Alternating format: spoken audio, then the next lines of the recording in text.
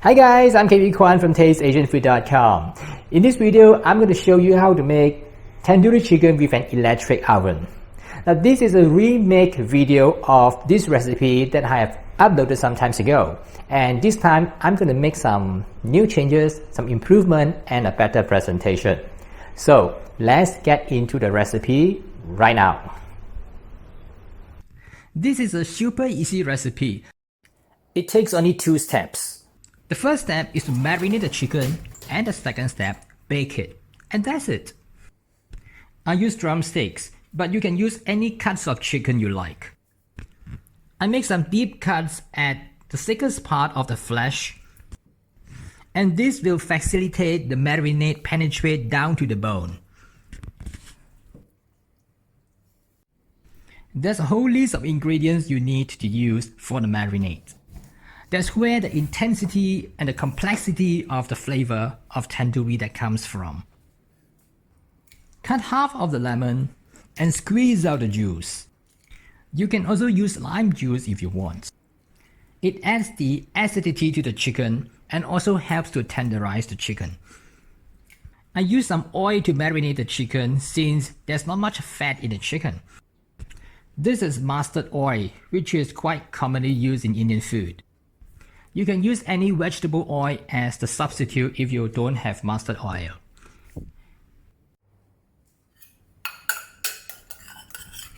Ginger garlic paste.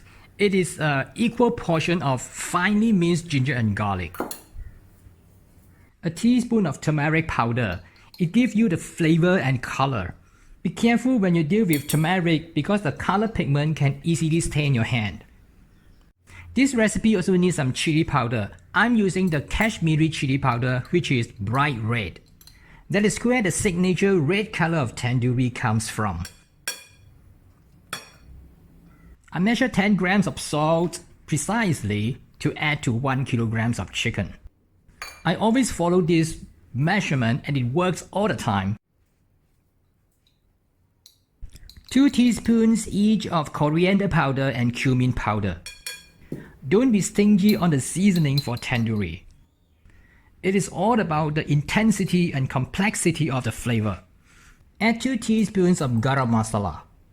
Garam masala is a mixture of spices, so it is a convenient way to add a variety of spices such as peppercorn, cinnamon, clove, cardamom, and nutmeg.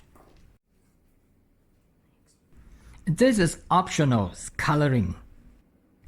Those guys in the restaurant may add some artificial color to improve the appearance. Not gonna use this time. The last item is yogurt. It has flavor and it also helps to tenderize the chicken because of its acidity. Put the yogurt on a piece of cloth to drain away the excess water. What I want is a yogurt, not the water in it, because I do not want to wet the chicken too much.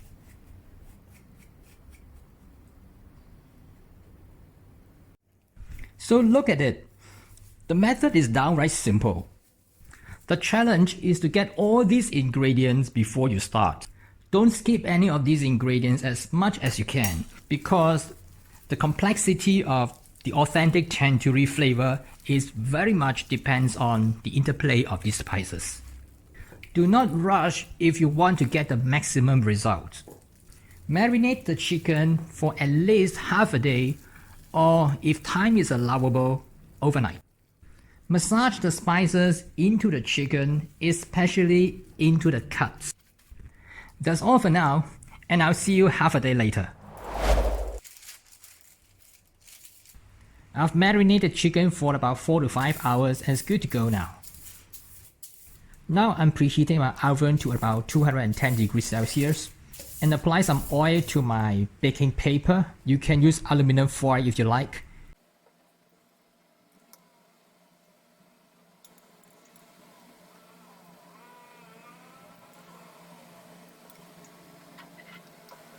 And apply some oil onto the chicken.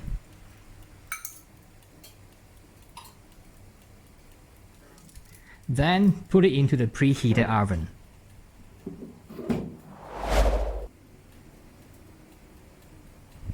20 minutes later, remove it from the oven, turn it over and apply more oil. Transfer to a wire rack and continue baking for another 20 minutes.